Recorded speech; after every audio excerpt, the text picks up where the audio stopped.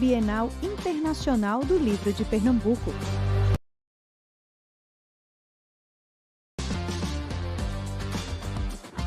Bienal Internacional do Livro de Pernambuco.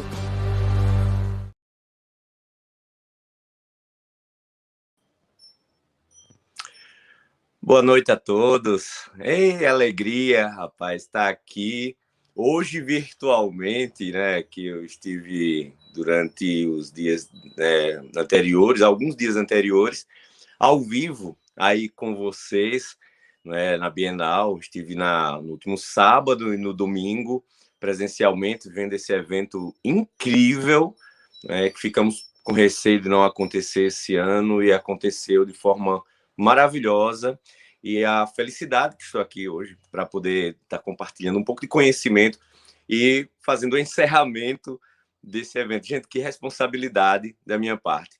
Como já está dito aí meu nome é Robério Santos, eu sou de Itabaiana, Sergipe, e estou aqui hoje para falar sobre a literatura no cangaço, ou cangaço na literatura, porque eu acho que foi um tema que foi escolhido por mim. Eu acabei escolhendo esse tema porque é o que mais me aproxima do leitor, das pessoas que seguem lá meu canal no YouTube, e que é de uma importância muito grande. Quero agradecer mesmo hoje aqui a Bela Editora, que me representa, que, em nome de Ana Landi, obrigado mesmo por ter me colocado aqui junto com vocês para falar um pouquinho sobre cultura.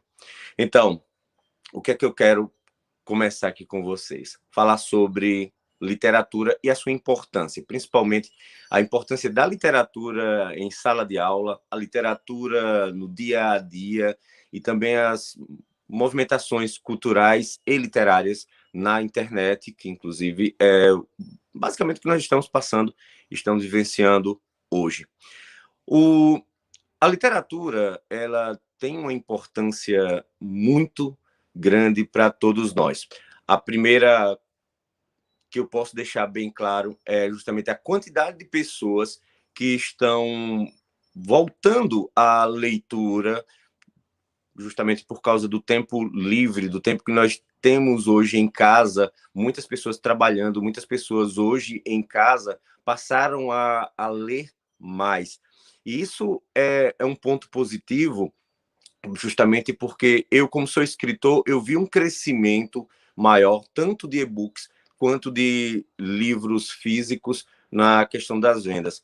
Uma das observações que eu até quero deixar bem claro e colocar com vocês foi a quantidade de pessoas que estavam lá nas filas, nos estandes da Bienal, no caso aqui, né, nos estandes da Bienal, fila para comprar livro. Uma das coisas mais incríveis mesmo que eu vi na minha vida, que meus olhos chegam e enchiam de lágrimas quando eu via aquelas pessoas, de crianças, meio um monte de criança com livro na mão, adultos, pessoas debatendo, jovens debatendo literatura nos corredores da Bienal, e é de uma importância muito grande. Vou me apresentar um pouquinho para que vocês me conheçam mais. Sou professor de letras, escritor também, e apresentador de um programa no YouTube chamado Cangaço na Literatura. Quero agradecer a todos que seguem o nosso canal, né, que tem 270 mil inscritos, e estamos crescendo cada dia que passa e debatendo literatura, né? Hoje em dia, o quanto é complicado trazer esse tema, né, cultura pura, apropriada mesmo para os dias atuais, principalmente literatura. Então, vamos lá. O que eu quero conversar com vocês hoje é sobre essa importância e o que é o cangaço dentro da literatura. O assunto relacionado ao cangaço, nas páginas escritas, podemos dizer assim que é um assunto recente. Recente que eu digo debatendo com relação à nossa literatura oficial. Como coincidência ou não, e não é coincidência, a nossa literatura erudita oficial, ela começa praticamente em 1808, né, com a chegada da família real ao Brasil e também com a chegada da imprensa. O livro Marília de Disseu, ele é publicado, ele é editado aqui no Brasil pela primeira vez. Obviamente que o livro de Marília Disseu não é sobre cangaço, não é sobre criminalidade. Alguns livros antes, já publicados na Europa, eles já trabalham um pouco essa criminalidade, como o Mundo Novo, do Vespucci, né, que trabalha não a criminalidade, por assim dizer, mas um pouquinho sobre os degredados, que inclusive eu comento muito sobre esses degredados, que eu não vou entrar agora nesse assunto, mas é muito interessante que também envolve a criminalidade, e aí nós estamos falando aí de século XVI, século XVII.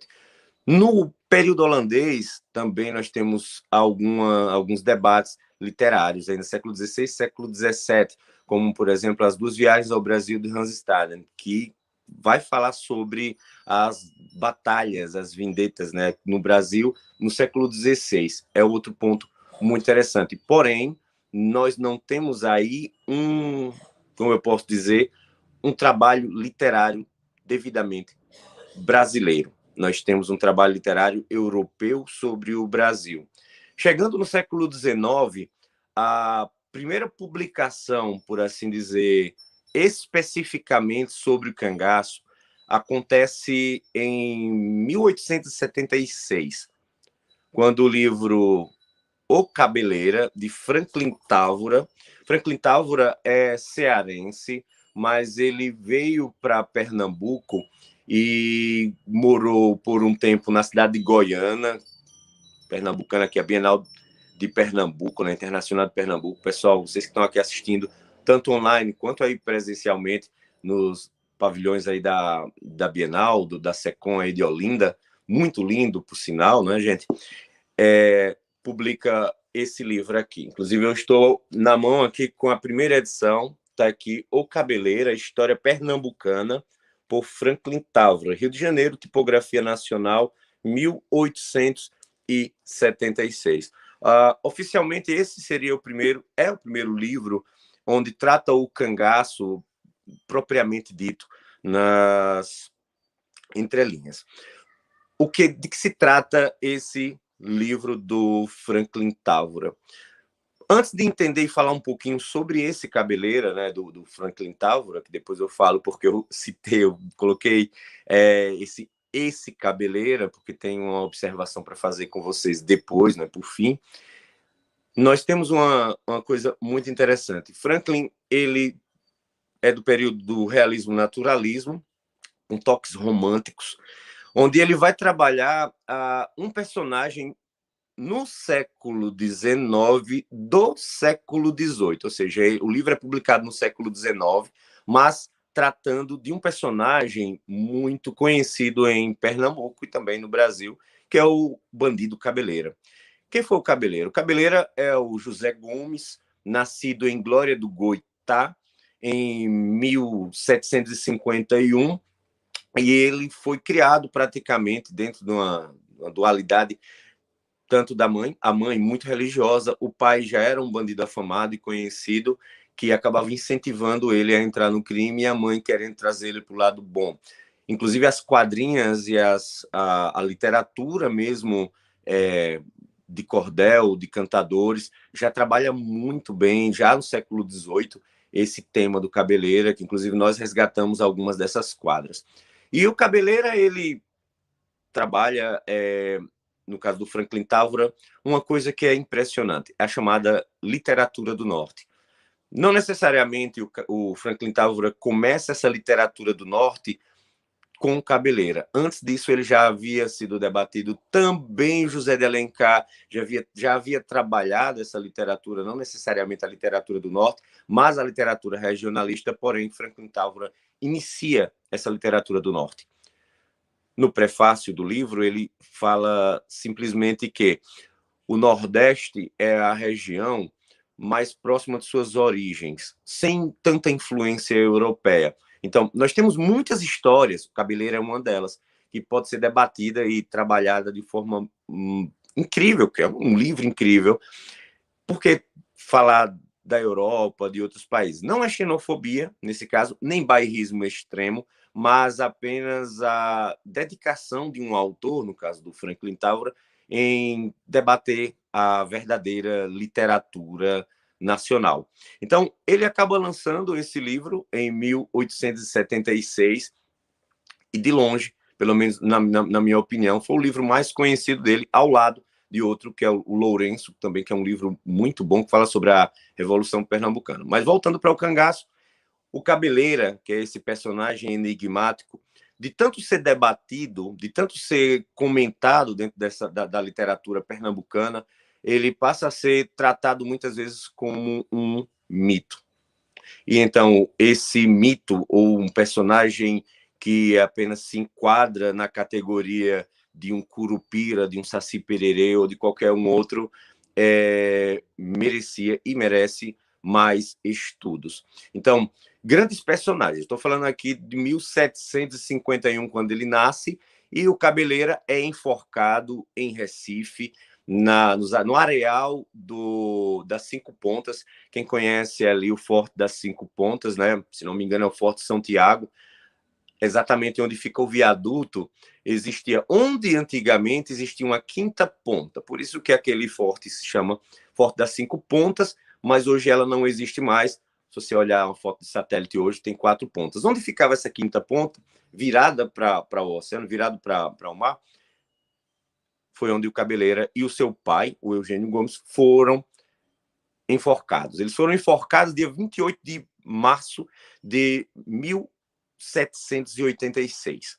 Então, assim, ali naquele espaço muito próximo, onde anos depois, outro personagem histórico pernambucano que está nos livros de história de norte a sul, até do exterior, que é o Frei Caneca, que também é um personagem fantástico, que deve ser estudado mais, deve ser trabalhado mais, mas que não vem ao nosso caso aqui. Passando-se o tempo, Pernambuco podemos dizer assim, é a capitania hereditária, dentre as capitanias, que mais deu certo, que mais prosperou no Brasil. Ao lado da de São Vicente, não é, que é hoje atual São Paulo, aqui no Nordeste foi a única que prosperou. Como a capitania de Pernambuco, ou Nova Lusitânia, ela prosperou? A cana, principalmente os grandes engenhos foram construídos no interior, e onde há grana, dinheiro, poder, há também a atração da criminalidade dentro desses quesitos. Então, personagens como o Cabeleira, que nasce em Glória do Goitá, anos depois surge outro personagem, dentre outros personagens, obviamente, mas vamos trabalhando essa ondulação de personagens menos trabalhados na literatura e outros são trabalhados na literatura e na imprensa. O segundo personagem que eu vou colocar aqui para vocês, que é muito debatido na literatura, ok, voltando, Franklin Távora trabalha aqui o Cabeleira. O Cabeleira apenas trabalhado nesse livro aqui. Em outros livros apenas citados. Porém, a gente encontra um segundo personagem que eu estudei muito ele, e que ele foi trabalhado muito, tanto na literatura de cordel, que é outro ponto importantíssimo, importantíssimo de ser debatido, a literatura de cordel, que é o nosso Jornal do Sertão. É o Jornal do Sertão, aquele meio onde as pessoas obtinham informações numa feira livre de um acontecimento, né? Por exemplo, aconteceu a hecatombe de Vitória de Santo Antão. Vocês já devem ter ouvido falar, não é? Pouco tempo depois, estava lá os cordelistas na feira narrando para as pessoas que às vezes não tinham nem leitura, mas ela estava observando, estava obtendo informações ali, como hoje um grupo de WhatsApp, não é, que às vezes não é tão confiável assim, e na época também tinha muita coisa que não era confiável, por envolver também essa questão também do criacionismo, né, da criação do que estava acontecendo. Voltando, segundo personagem a ser debatido com vocês aqui, pernambucano, e dentro dessa literatura que está paralelamente, é o Antônio Silvino. Antônio Silvino. Um pouco antes, outro personagem é debatido dentro da literatura e dos jornais, e também, né, da imprensa, né, dos jornais, que é o Jesuíno Brilhante, que depois eu falo sobre ele. Vou focar aqui nos pernambucanos, porque vocês vão entender onde eu quero chegar. Então, nós temos Antônio Silvino. O Manuel Batista de Moraes, o Antônio Silvino, nascido ali naquela região de Flores, nas margens muito próximas ali, crescido na região do Pajeú. E o que é que acontece? Nós temos um personagem incrível. Família vinda do Ceará. Olha aí novamente do Ceará vindo para Pernambuco, né? Houve muito êxodo no século XIX, que também não vem ao caso. Antônio Silvino, ele nasce em Afogados da Engazeira, exatamente, lá na Fazenda Colônia. Estive na Fazenda Colônia também, vendo lá o local do nascimento do Antônio Silvino. E ele, por vingança pessoal, a morte do pai, a morte dos irmãos, ele entra para montar um grupo com parentes, com amigos, e eles acabam criando esse vínculo e passando tantos anos dentro da questão. O Antônio Silvino, eu acho que é um dos personagens do século XIX, já no início do século XX, a ser mais trabalhado na literatura, principalmente na literatura de cordel. Vou contar até, inclusive, um caso aqui para vocês, que virou 2 cordéis no início do século XX, que é a briga de Antônio Silvino com Antônio Nicásio. Antônio Silvino, ele, cangaceiro Antônio Silvino, famoso rifle de ouro, enterrado hoje em Campina Grande, ele chega na cidade pernambucana e chama o seu grupo e diz: vou entrar na cidade, vou resolver uma questão. Ele chega na cidade e acaba tendo uma briga de faca com o Antônio Nicásio, que era um inspetor de quarteirão. E os dois deram um tiro, não acertaram um no outro e entraram numa luta, numa briga de faca, e o Antônio Silvino acabou matando o Antônio Nicásio em 1905, e Antônio Silvino falou a célebre frase que se ele não fosse do lado da lei e se ele quisesse viver com o Antônio Silvino no cangaço, ele aceitaria, porque o homem era valente, porque enfrentá-lo na faca, e aí é importantíssimo isso. Então, o que acontece? O acontecimento se dá num povoado muito próximo de Frei Miguelinho, num distrito, e esse fato ele reverberou tanto na história que eu consegui localizar 2 cordéis do início do século XX, ainda com ele em vida, né, com Antônio Silvino em vida, sendo trabalhado aí. Ele também é preso em Pernambuco e diversos livros são escritos sobre ele no decorrer dos anos, até recentemente. Eu recebi agora em 2021, saiu um novo livro sobre Antônio Silvino e outros livros já estão sendo preparados sobre esse personagem, que ele foi preso e ficou 20 anos, ele ficou 23 anos, para ser mais exato, de 1914 a 1937, preso no presídio, na cadeia do Recife, que é justamente hoje o Centro de Cultura, a Casa da Cultura, não sei se podemos chamar assim Casa da Cultura, mas eu já estive lá, tem um lugar incrível, incrível, antiga cadeia, e já estive lá gravando e trabalhando isso. Então nós temos esse segundo personagem histórico, que é o Antônio Silvino, que depois eu acabo remetendo a ele. Um terceiro ponto a ser levantado é Virgulino Ferreira da Silva, o Lampião. Lampião também nascido em Vila Bela, que é a cidade atual de Serra Talhada, nas proximidades, não exatamente no núcleo urbano, não é? E mais próximo da Serra Vermelha.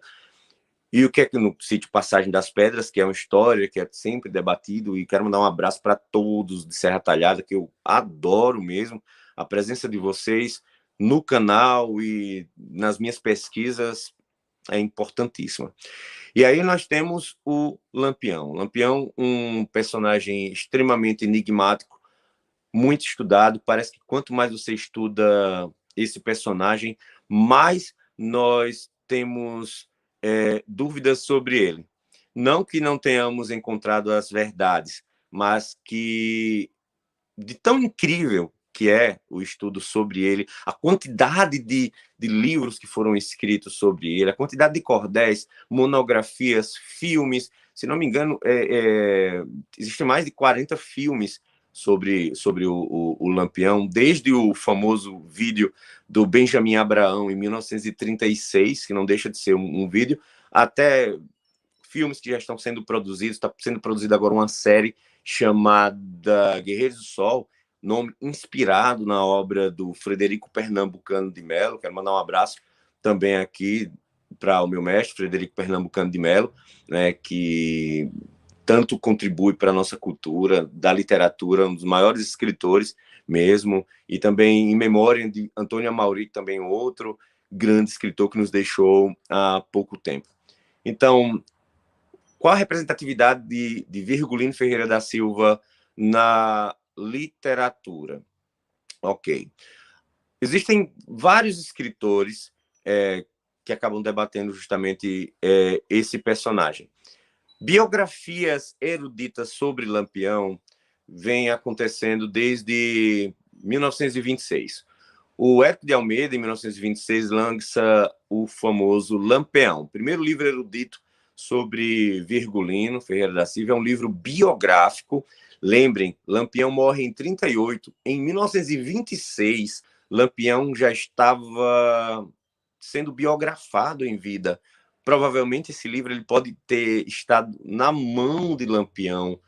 Vejam que importância literária esse personagem ele teve em vida. E não foi um livro que ele pagou para ser escrito, no sentido de autopromoção. É, na verdade, um livro que foi escrito em 1926 pela importância histórica e o debate que se abriu naquele momento, quando, nesse livro, que é um livro incrível, quem puder comprar, tenha esse livro, que é um livro incrível. Ele foi reeditado em facsímile há alguns anos, e ele traz pela primeira vez uma lista de pessoas que foram mortas por Lampião, personagens daquele primeiro momento ali de Virgulino Ferreira da Silva, né, que já até 1925, né, informações até 1925, início de 1926.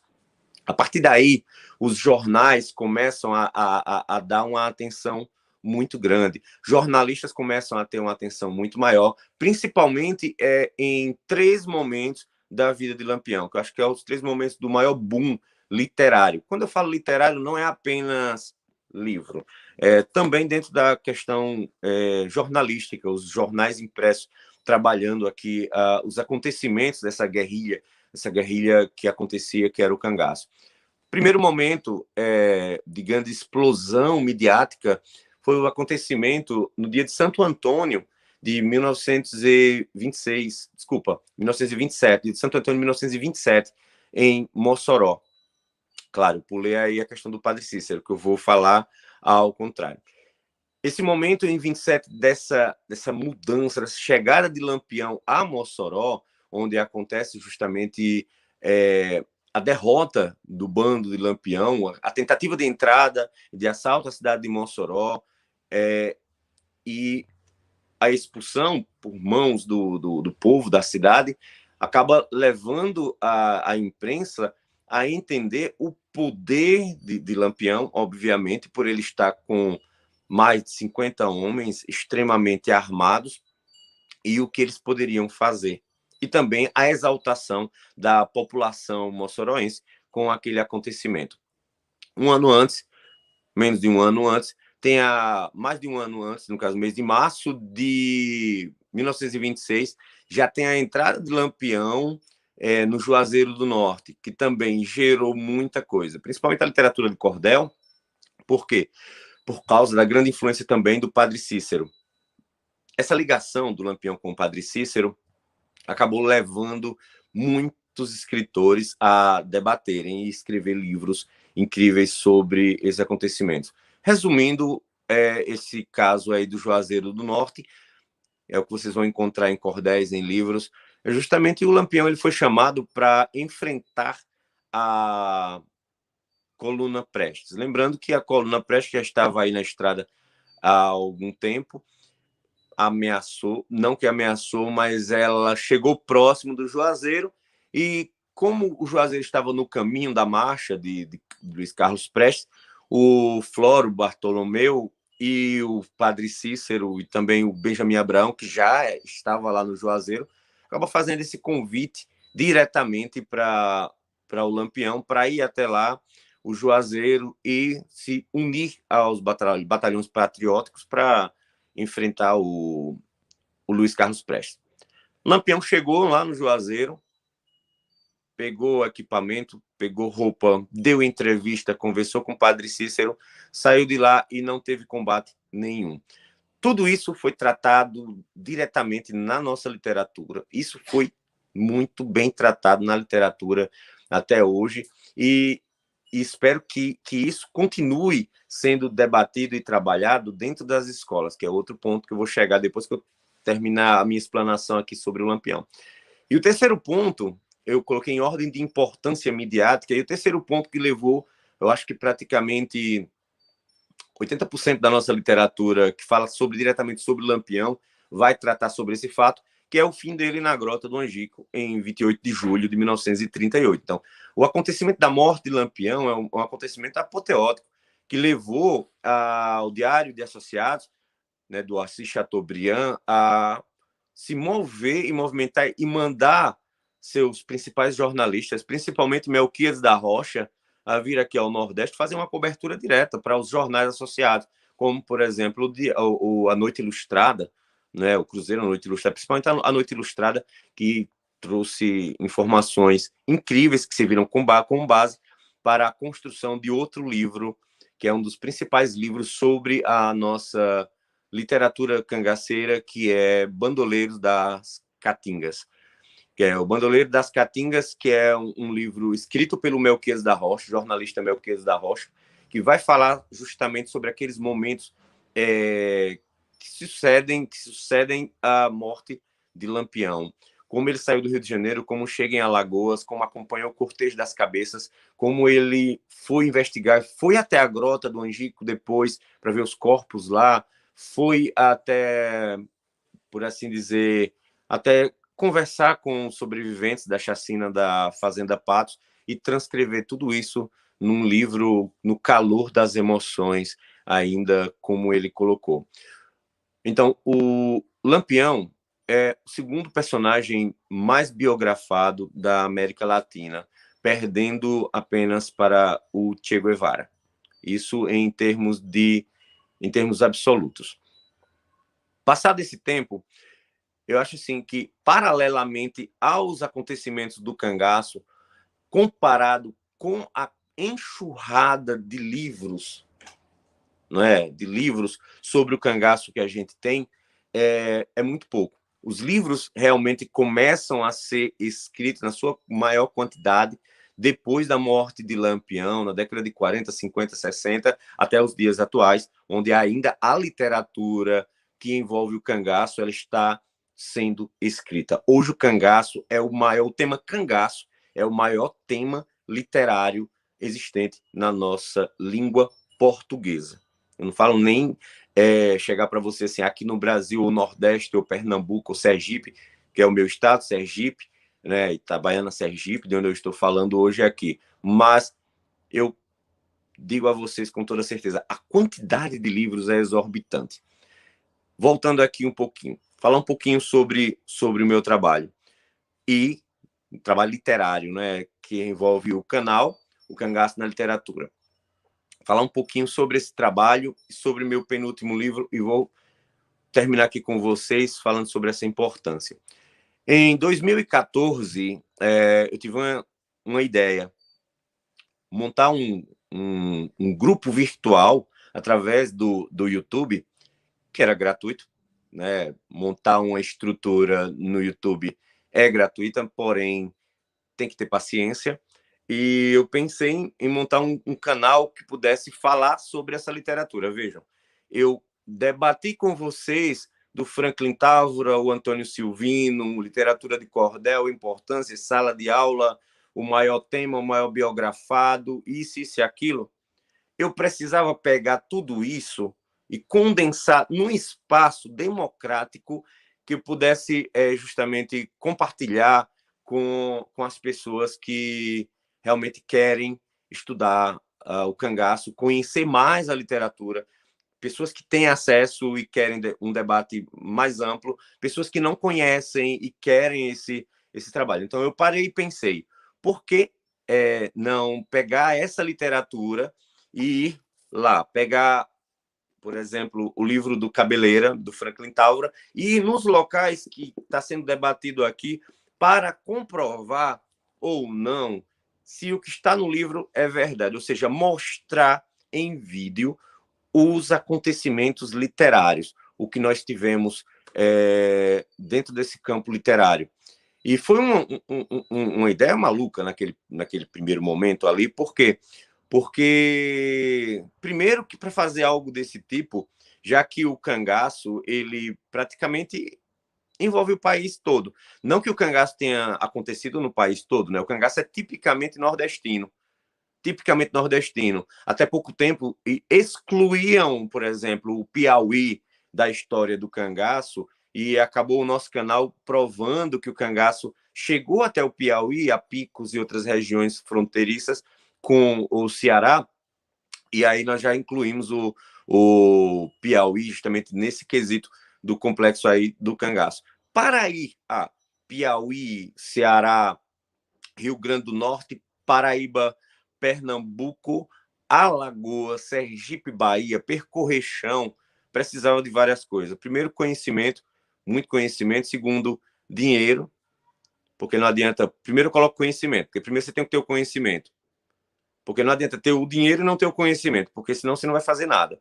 Então, ter o conhecimento primeiro, prévio, ter o dinheiro para poder viajar, disposição, muita coragem e força para suportar o poder das redes sociais e o trabalho justamente de compartilhar cultura e literatura da forma como nós fizemos. Então, em 2014, tive essa ideia de trazer para o YouTube um canal literário voltado à literatura do cangaço. E aí nós produzimos 3 programas piloto e praticamente não deu certo. A princípio não deu certo por impaciência minha, eu achava que as coisas aconteciam assim, num estalar de dedos. E aí nós ficamos alguns anos no limbo.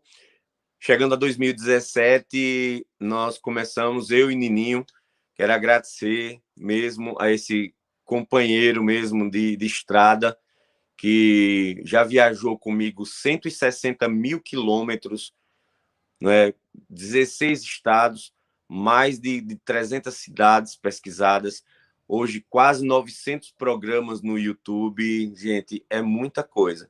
Então nós começamos a produzir esses programas mais próximos, aqui em Sergipe, pegando um livro aqui sobre o cangaço em Sergipe, em Frei Paulo, história do Zé Baiano, história de outras coisas mais próximas, do Volta Seca, e aí acabamos começando a produzir esses programas em 2017, em maio de 2017, e o tempo foi passando, novos livros chegando, fazendo divulgação para o pessoal. Em 2017, eu lancei o Volta Seca, que do canal, obviamente não foi meu primeiro livro. O Volta Seca foi meu 17º livro, e nós lançamos em 2017. Chegamos em 2018 para 2019, nós começamos a trabalhar o segundo livro do canal, que é o livro Zé Baiano, que é a história do cangaceiro Zé Baiano. Chegamos em 2019, aí lançamos esse livro aqui, ó, gente. É o Marca, pela Bela Editora, né, que eu falei no começo. O livro Marca, que é meu último livro, foi o último livro, que conta a história de uma personagem. Inclusive, eu acho que paralelo, ao vivo aqui, está sendo vendido o livro Marca, se vocês quiserem mesmo obter essa obra. É uma obra muito bonita, toda ilustrada pelo Ronald Guimarães. Ronald, você é incrível. A Ana Landi foi minha editora, e foi um livro assim maravilhoso que vai contar vai contar um pouco sobre uma personagem muito forte, que é a Marca, que é uma personagem fictícia, que ela sai desbravando aí o sertão em busca de redenção e vingança pelos acontecimentos dela na sua infância. Esse livro ele surge justamente como um apanhado de informações extra que eu adquiri durante essas viagens pelo sertão. Ou seja, eu ia até Afogados da Engazeira pesquisar o Antônio Silvino. Chegava alguém, me contava alguma história, eu tomava nota. Chegava em outro lugar, eu tomava nota. Como o Alto da Compadecida, por exemplo. São vários cordéis, várias histórias que compõem o Alto da Compadecida. Não necessariamente que Marca ele seja um ou dois. Eu acho que é uma miscelânea de mais de 30 histórias que eu acabei trabalhando e transformando nesse livro aqui, que é o Marca, que é um livro que está tendo uma aceitação muito grande e as pessoas estão vendo que é uma leitura muito, podemos dizer assim, uma leitura muito calma. Que termo interessante, é leitura calma. Por quê? Por mais que ele trate a violência, né, que é a violência real, crua do nosso sertão, você percebe uma paz de espírito na personagem, onde ela tem um equilíbrio muito grande emocional para poder resolver a sua problemática, ao invés de correr e se trancar num quarto. Ela realmente levanta a cabeça e vai à luta. Então, assim, o livro Marca é o meu penúltimo livro e é isso que eu queria falar para vocês. Pernambuco. Pernambuco, como eu falei a vocês, é o berço da literatura do cangaço, poderíamos dizer assim. Acho que também é o berço do cangaço. O cangaceirismo ele nasce basicamente aí em Pernambuco. Podemos dizer que o Cabeleira é o primeiro cangaceiro da história. Nós falamos aqui do Franklin Távora, contei um pouquinho da história do Cabeleira, né? Essa literatura do Norte, que é importantíssima, essa literatura do Norte para nós todos. E pensando nisso, olha só, gente, vou fazer hoje aqui com vocês. Se vocês quiserem fazer perguntas, acho que está sendo liberado aí para perguntas, tem um espaço. Fazer perguntas sobre o que está sendo debatido aqui, gente, é muito importante. O pessoal acaba me passando essas perguntas aqui. E é isso. Eu gostaria muito de estar presente aí, vocês que estão me assistindo diretamente aí da SECOM em Olinda.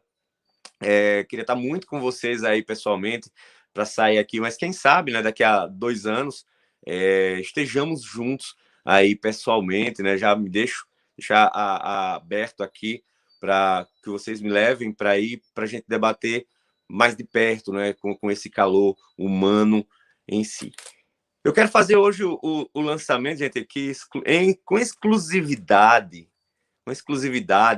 que só a 13ª Bienal mesmo tem, nesse sentido de poder compartilhar esse grande projeto que é, ó, gente, ó, segura aí o coração, Cabeleira.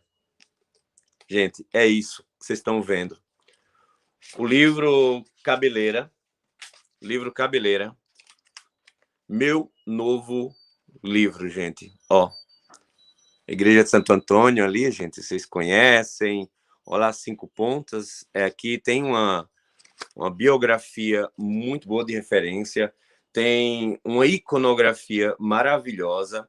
Eu vou falar um pouquinho sobre o projeto e o que eu pretendo justamente com isso, e que sirva de motivação e inspiração para outros que pretendam escrever sobre a literatura, principalmente a literatura que envolve o cangaço. Há mais ou menos uns 5 anos, eu já tinha, obviamente, na minha adolescência, eu já havia lido o Cabeleira do Franklin Távora, que é esse aqui. Essa aqui é a primeira edição. Então, esse aqui foi o primeiro livro sobre o cangaço publicado. E eu não dei a devida atenção, também eu não era escritor, também eu não era pesquisador na minha adolescência, e aí eu acabei lendo, mas aquilo ali fixou na minha mente, né? O Cabeleira. Quem é o Cabeleira? O que é o Cabeleira? É de verdade isso? O Franklin Távora, no começo, ele já diz assim: o Cabeleira é um homem, foi um homem de carne e osso, que viveu, caminhou, respirou, amou e morreu. Então, há uns 5 anos, quando eu comecei a me interessar, não pela pesquisa, que já tem 20 anos de pesquisa, gente, para quem acha que comecei agora recentemente, é só ir no Google procurar algumas coisas, tem informações minhas relacionadas ao cangaço há 20 anos, 2001, em 2000, há 21 anos, vocês vão encontrar coisas ainda bem antigas para ser debatido vocês e provar vocês o quanto tempo, né, nós temos já aí de estrada. Então, eu coloquei mesmo na cabeça e comecei a estudar mais profundamente esse personagem, o Cabeleiro. Eu estava terminando o livro Volta Seca quando eu acabei recebendo uma edição nova do Cabeleiro e eu resolvi reler. Eu achei interessante. Só que eu parei, respirei fundo e pensei, mas por que o Cabeleira só existe esse cabeleiro aqui do Franklin Távora? Foi a primeira pergunta que eu me fiz. Para mim, como escritor, por que só existe esse livro aqui do Franklin Távora? Outros livros, obviamente, citaram Cabeleira, tem vários, tem livros sobre o folclore pernambucano, que fala sobre os antigos cânticos, tem o Canto do Cabeleira, tem poesias, tem artigos de Drummond, gente, Drummond, tem João Cabral de Melo Neto, que tratou a literatura fantástica. É tanto que esse livro aqui meu, ele tem 150 livros de referência. 150, que tem citações, observações, trabalhos, jornais, livros, até um livro, existe um filme, desculpa, um longa-metragem, né, que é o Cabeleira, que é justamente sobre isso. Aqui a capa linda, né, do George Mendonça. George, linda, né? Uma pintura exclusiva.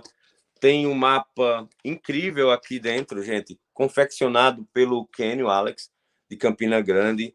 É um baita livro. Naquele momento eu disse, eu vou escrever um livro sobre o Cabeleira. As informações eram muito escassas, no sentido de que, como só existia uma biografia, que era do Franklin Távora, eu corri o risco de plagiá-lo. Em que sentido? É pegar o livro do cara e escrever quase com a linguagem atual, qualquer coisa desse tipo. E eu parei para pensar, quantos livros sobre Lampião tem? Quantos livros sobre Antônio Conselheiro? Quantos livros sobre... Vamos colocar... Não, Antônio Conselheiro não foi cangaceiro, né? Mas personagem histórico. Quantos livros sobre Tiradentes existem? Quantos livros sobre A, B ou C dentro do quesito histórico existe? E eles não se plagiam, porque eu li todos os livros sobre Antônio Silvino, inclusive eu estou relendo alguns trechos importantes de um novo que chegou agora recentemente, até livro inédito sobre Antônio Silvino, e eles não se plagiam. Por quê? Existem citações, mas não existe plágio. Será que eu consigo fazer isso com o Cabeleiro? Um personagem que nasceu há 270 anos, gente. Gente, 270 anos para cá é muito difícil. A época do Cabeleira não existia imprensa no Brasil, né? Não existia imprensa no Brasil, e isso é o que mais afetou, o que mais me afetou por não ter uma informação. Aí eu descobri que existia uma intra-imprensa, que seria as cartas ultramarinas, que essas cartas eram informações feitas aqui na coroa, no caso aqui no Brasil, na colônia, que eram mandadas para lá. E foi meu primeiro ponto. Eu comecei a pesquisar e ir em busca dessas informações, essas cartas ultramarinas, e eu acabei encontrando as informações sobre o enforcamento do José Gomes de Brito, né, do Cabeleira. E aquilo naquele momento ali me bateu um estalo. Comecei a pesquisar, comecei a correr chão, comecei aí, eu viajei para Glória do Goitá, Vitória de Santo Antão, fui atrás, fui para Goiânia, fui para Condado, um abraço para meus amigos aí em Condado, fui para Recife mesmo, para Olinda, visitei arquivos, passei os últimos 5 anos juntando informações e trazendo ao público esse livro, que será lançado agora no mês de novembro para o mês de dezembro. Pretendo, se tiver a oportunidade, lançar esse livro em Recife. Pretendo mesmo, acho que é importante mesmo, quero ir a cidades onde o Cabeleira passou, de Vitória de Santo Antão, a Glória do Goitá, Moreno, Goiânia, o próprio Recife, mesmo Abreu e Lima, não, ali Igaraçu passou o cortejo, trazendo de Goiânia para Recife, né, para a cadeia, que hoje é o arquivo público, a antiga cadeia que ele ficou, que o Cabeleira ficou, é o o atual arquivo público, na antiga cadeia, ali na Rua do Imperador, que quem conhece, mesmo perto da Ponte Duarte Coelho, bem pertinho ali, né, gente? Duarte Coelho, meu Deus. Acho que sim, não. Acho que fico na dúvida se é Duarte Coelho ou Maurício Nassau. Acho que é Maurício Nassau. Então, o que acontece? É que eu fico na dúvida, vocês também ficam, né? Então, eu acabei trabalhando mesmo e trazendo aqui o livro Cabeleira, que vai estar na mão de vocês em breve. Eu falei que iria responder perguntas para vocês. Deixa eu ver aqui. Parece que tem uma pergunta aqui, ó. Uma pergunta de Carla Regina. Qual foi o maior desafio de escrever o Cabeleira? Ó, boa pergunta. O maior desafio de escrever o Cabeleira foi justamente o fato de ser um personagem onde tem uma única biografia, que é essa aqui, que é a primeira edição. A princípio, me desanimou pela pouca quantidade de fontes, porque nós não tínhamos uma imprensa aqui no Brasil que pudesse trazer. O Cabeleira nunca deu uma entrevista em vida, no caso, nós não tínhamos uma informação primária. Quem, podemos dizer assim, quem conheceu o Cabeleira, o José Gomes, está morto. 250 anos do seu nascimento, ele morreu em 1786. Então, assim, as informações eram muito vagas.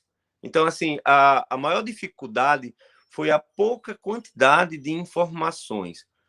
Ao contrário do Volta Seca, que deu mais de 400 entrevistas e eu escrevi a biografia dele, o Zé Baiano, que eu acho que todo livro de cangaço fala do Zé Baiano, já do Cabeleira era apenas uma citação, falava o nome dele e falava que era um bandido que aterrorizou a zona da mata e matou crianças, citando alguns trechinhos como Cabeleira aí vem, matando mulheres, crianças também e tal.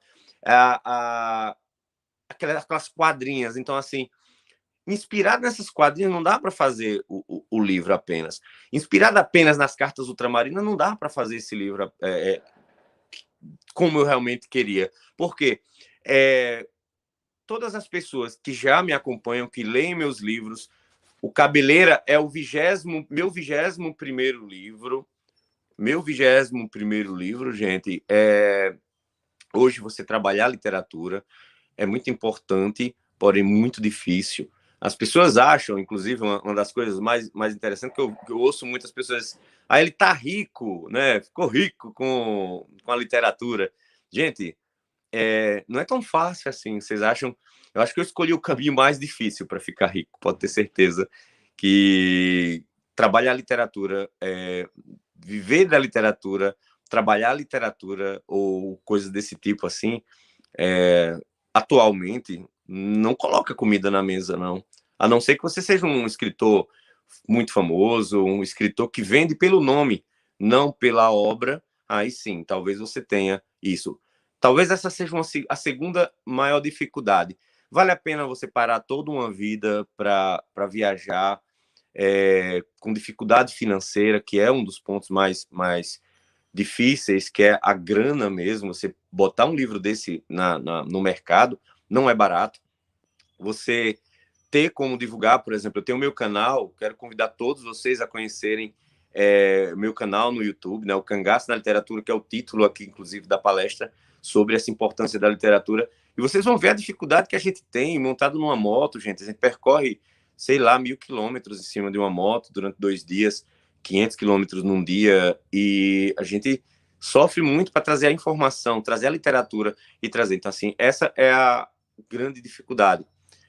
Antes de responder a outra pergunta que já fizeram aqui, eu quero agradecer e parabenizar outros canais sobre cangaço que tratam a literatura. Quero parabenizar mesmo. Né? Eu quero parabenizar a meu querido amiga Derbal Nogueira. Derbal, continue essa luta, essa força, um dos canais mais incríveis. Eu sempre disse isso, um dos canais mais incríveis que nós temos sobre o cangaço, que traz a literatura oral desses personagens reais, de carne e osso, né, que nós temos aqui no nosso mundo, que foi coletado durante os anos pelo Aderbal Nogueira. Quero agradecer também às páginas literárias que trabalham, que divulgam nossas obras. A gente lança livro, eles lançam, colocam, fazem análise lá. Quero pedir para vocês seguirem, tem uma página literária que eu adoro mesmo, a Estação do Livro, né, que é fantástico, da Nathalie. Sigam a Estação do Livro, que é maravilhosa, que sempre está divulgando nossos livros lá, e que isso se perpetue e que nunca desistam. Por mais que seja difícil, por mais que seja complicado a princípio, eu só deixo claro, não desistam. Deixa eu ir para outra pergunta aqui, viu? Aqui. A primeira pergunta foi a Marina Brasiliano, que perguntou. Agora perguntou novamente. Pergunta de Jorge Rita. Tá. Desculpa, Marina. A pergunta de Carla Regina foi a primeira. Agora eu entendi. Pergunta de Jorge Rita. 1 minuto atrás, mestre, acredita que está deixando em sua luta diária viagens aos locais históricos, exemplo e legado para novos historiadores e escritores e biógrafos. Eu acho que quem trabalha cultura, inclusive recentemente eu respondi essa mesma pergunta ao querido amigo Fábio Porchat, que eu dei entrevista recentemente ao Fábio Porchat, e ele fez essa pergunta. Ele perguntou se eu tinha noção desse legado que estou deixando. Talvez eu não tenha essa noção, e porque justamente eu me ocupo tanto na produção disso, e acompanho um por um. Todo mundo sabe, eu respondo todo mundo no YouTube. Gente, eu tiro horas do meu dia para responder comentário a comentário, colocar um coraçãozinho, se só for um comentário, se for uma pergunta, eu respondo. Talvez hoje eu não consiga entender esse legado, se eu estou deixando, se é benéfico. Mas eu só tenho uma coisa a dizer. Eu não vou desistir fácil. Se eu não desistir até agora, são 21 anos de estrada, eu não vou desistir. Eu tenho 40 anos, dizendo minha idade, né, gente? Eu tenho 40 anos, sou jovem, sou menino ainda. Tenho muita estrada pela frente, tenho muito livro para ler, tenho muito livro para produzir. Tem livro pronto. Depois do Cabeleira, tenho Cabeças Cortadas, que é um estudo desde os tempos bíblicos, desde o tempo das cavernas até os dias atuais. As facções criminosas cortam cabeças ainda dentro de presídios para jogar bola. É um livro focado no corte de cabeças, nas degolas, guerras, e tudo, né? Esse ato, o porquê de se cortar a cabeça. Veja, um tema aparentemente que não é uma biografia, mas é um tema curioso. E nós vamos estar. Deixa eu ver, tem mais perguntas. Nossa, que bom, gente. Meu querido amigo Jorge Antônio, muito, muito, muito obrigado. Grande Jorge, né? Tô feliz com sua presença aqui, cabra. Ele colocou um forte abraço, meu amigo. Parabéns pela excelente palestra. Obrigado, cabra. Você é um grande amigo que sempre esteve presente aí junto com o canal, acompanhando. Em breve estaremos juntos aí, né, em Cabaceiras, que tem muita história também do cangaço, gente. A cidade de Cabaceiras, na Paraíba mesmo, tem uma importância muito grande. Chegando aos enfim, né, finalizando aqui o meu bate-papo, né, faltam 7 minutos aí para a gente finalizar. Parece que passa rápido, né, gente? Passa uma velocidade muito grande. Eu só vou terminar aconselhando vocês, incentivando, como na penúltima pergunta, se o meu trabalho incentiva. Eu acho que quem tem que responder isso são vocês e comentar se meu trabalho incentiva vocês a produzirem, a pegar um celular, fotografar um local histórico, ir a um museu, conversar com as pessoas mais idosas que têm conhecimento, um conhecimento absurdo, tratar as pessoas bem, obter conhecimento através da própria literatura e ter pensamento de produzir coisas boas, passar o seu tempo, passar o seu dia, ganhar sua vida pensando em produzir coisas boas e que isso sirva de exemplo para todos que pensam dessa forma como eu. Gaste seu tempo fazendo coisas boas, lendo bons livros, conversando coisas produtivas, trazendo o mundo para um lugar, colocando o mundo para um lugar melhor. Nós sabemos que não está fácil conviver atualmente com redes sociais, onde as pessoas elas são extremamente violentas nas redes sociais, como o Leandro Carnal mesmo estava debatendo esses dias, e o Eduardo Bueno também, que as pessoas nas redes sociais elas tentam diminuir, destruir o seu trabalho, um trabalho sério. Eu entendo que eu faço um trabalho sério. Quando eu digo que eu faço um trabalho sério, é porque nunca em minha vida eu citei num artigo de jornal, já escrevi para mais de 10 jornais, já fundei jornais, já trabalhei em TV, já trabalhei em outros meios de comunicação e jamais eu já pedi demissão de um emprego quando disseram que era para eu escrever um artigo para falar mal de outra pessoa, e eu disse que eu era incapaz de passar meu tempo para falar mal de alguém que amanhã eu posso precisar dela. E se eu precisar dessa pessoa amanhã? E se essa pessoa não for aquilo que eu falei, eu cometer um erro, como acontece, dar uma barrigada aí numa situação. Então, esse mundo tá difícil, esse mundo tá complicado, porém, vamos resistir. Tem mais uma pergunta aqui, olha que legal. Grande Robério, a qual subgrupo pertencia o Cangaceiro Bem TV? Olha que legal, Marcos Oliveira. Marcos, o maior achado do nosso canal foi encontrar o Cangaceiro Bem TV. Infelizmente, já falecido na cidade de Carinhanha, já chegando em Minas Gerais. O Cangaceiro Bem TV, ele fazia parte do grupo de Corisco. E o que era que acontecia? E naquele momento, que inclusive houve um debate muito grande por causa dos filmes, ele acabava dizendo, não é, que ele teve uma proteção do próprio Corisco, que manteve ele no bando, tal, e ele não fugiu, e etc. Mas, na verdade, ele fugiu, né? Ele acabou fugindo, como nós debatemos aqui no canal, e até o Corisco disse que ia atrás dele e acabou não encontrando.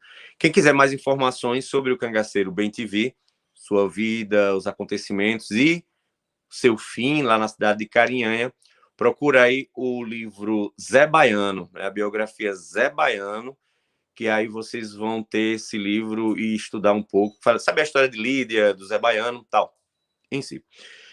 Gente, eu quero me despedir de vocês que estão online aqui, eu não tenho noção de quantas pessoas estão online e tal. Tem uma pergunta aqui, parabéns pelo trabalho, não é uma pergunta, Daniel Brenner, parabéns pelo trabalho, Roberto, muito sucesso, você merece, o trabalho é fantástico, o Cangaço da Literatura é uma fonte muito rica de informação. Ficamos por essa pergunta aqui, quero fazer as minhas considerações finais.